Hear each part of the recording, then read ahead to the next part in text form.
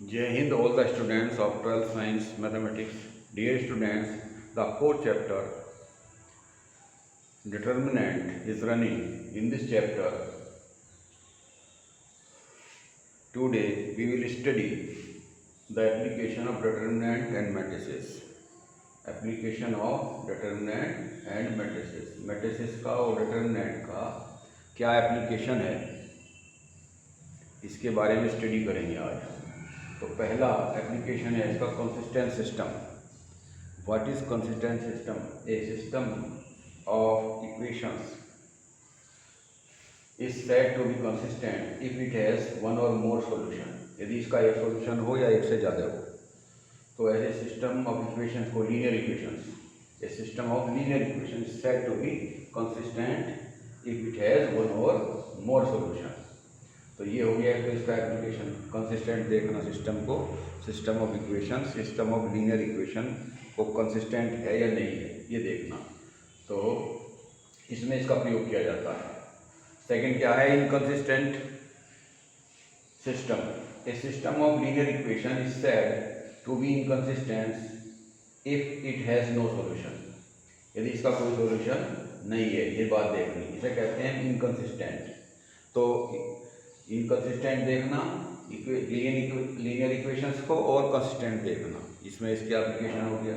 Third है solution of system of linear equation using the inverse matrix concept. Inverse matrix किस तरीके से निकालते हैं, उसका सॉल्यूशन कैसे ज्ञात करते हैं सिस्टम ऑफ लीनियर इक्वेशंस का, तो ये हम इसमें स्टडी करेंगे। तो मान लिया हमारी तीन इक्वेशन है linear equation, a1x plus b1y plus c1z equal to d1, और a2x b2y plus c2z equal to d2, और a3x plus b3y plus c3z equal to d3।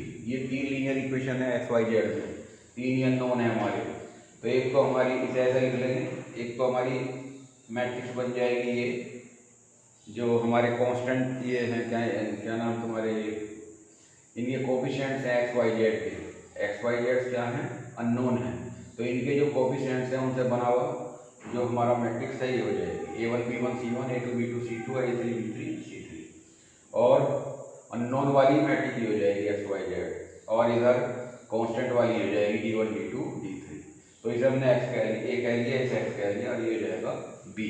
तो A x equal to B, A x equal to B, A inverse से इसमें दोनों तरफ multiply कर दिया।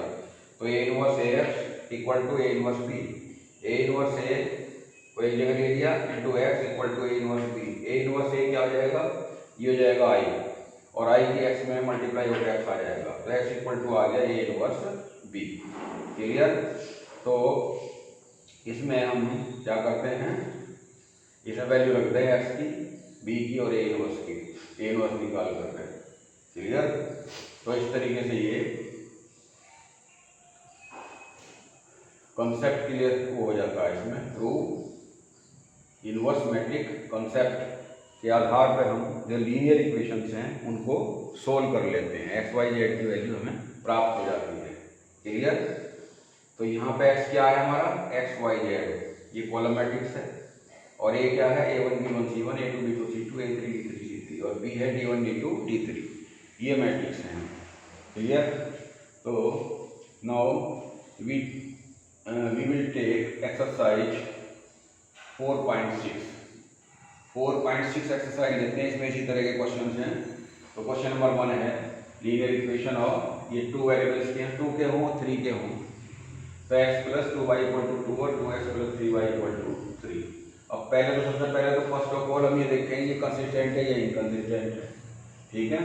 तो writing in form of ax equal to b, ax equal to b, ये इसे मैं पूरा ही सोल्व कर रहा हूँ। इसमें एक्स और वाई की वैल्यू भी निकालनी है, और ये कंसिस्टेंट और इनकंसिस्टेंट भी बताना है।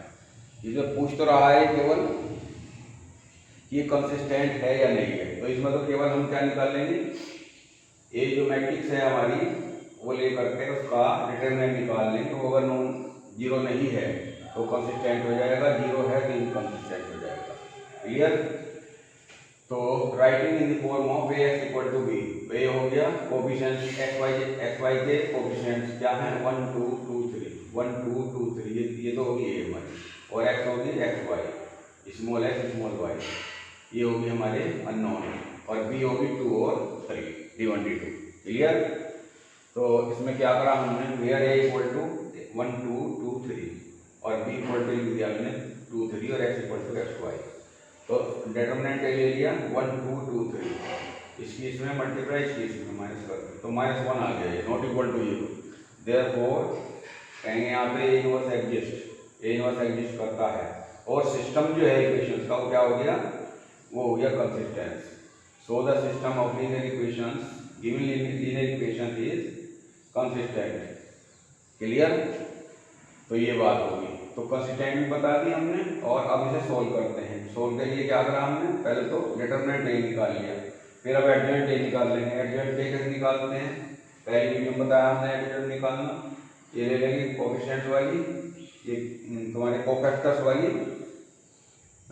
मैट्रिक्स ले लेंगे, A11 A12 A21 A22, और इसका डैश हो जाएगा ये A11 क्या आ जाएगा, -1 की पावर 1 + 1, और ये है, ये छोड़ दो 3 आ गया, फिर -1 की पावर 1 + 2, ये छोड़ दो 2 आ गया, लाइन के एलिमेंट छोड़ दो, कॉलम पे छोड़ दीजिए।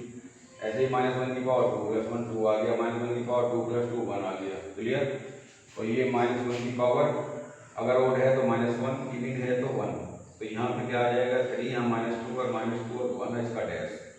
डैश का मतलब है पहली रो पहला कॉलम, दूसरी रो दूसरा कॉलम, ट्रांसपोज कर लिया है, तो 3 -2 और -2 और 1। क्लियर। तो ये आ गया। तो ए इनवर्स क्या होता है हमारा, adjoint A upon determinant A, adjoint A upon determinant A.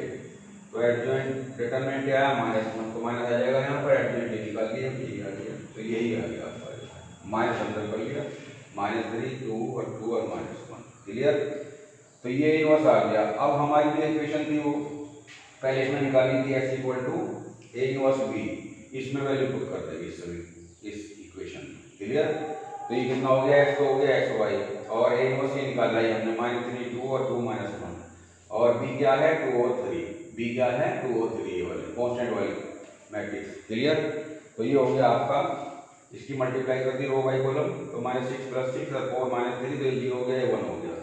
तो अब ये दो मैट्रिक्स हमारी इक्वल आ गई, तो equality of to matrices, equality of to matrices, x = 0 हो गया, y = 1 हो गया।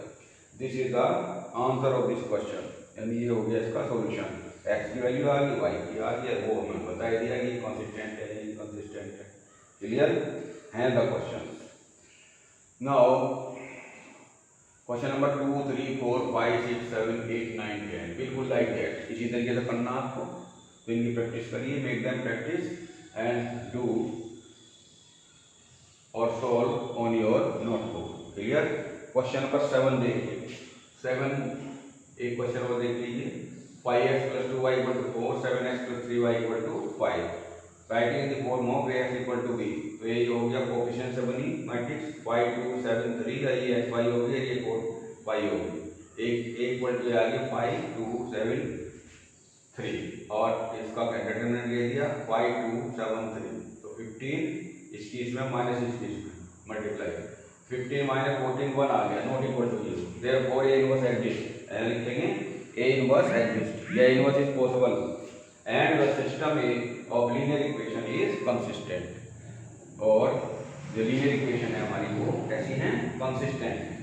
Now adjoint A equal to, adjoint A निकालेंगे A11 A12 A21 A22, तो ये ऐसे निकाल लेंगे, -1 की पावर दोनों का सम, और 3 आ गया। क्लियर। और ये -1 की पावर 1 + 2 7 आ गया, -1 की पावर 2 + 1 2 आ गया, जैसे पहले करा, -1 की पावर 5, -1 की पावर 2 + 2 और × 5, इसका डैश, तो ये आ जाएगा अल्टीमेटली 3 - 7 - 2 और 5 का डैश, तो इसका डैश हो गया। क्लियर।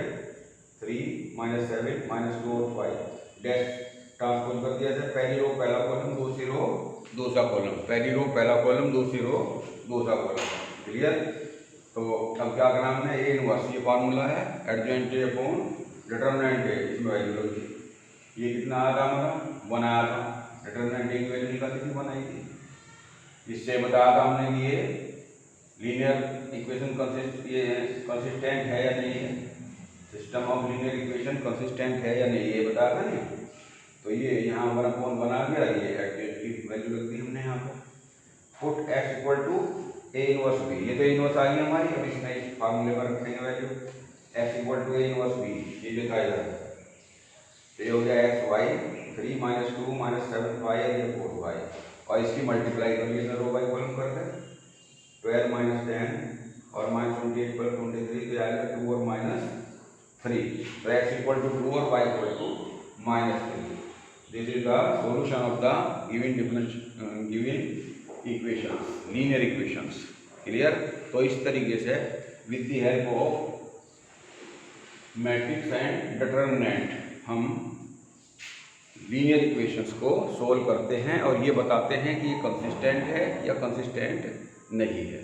क्लियर?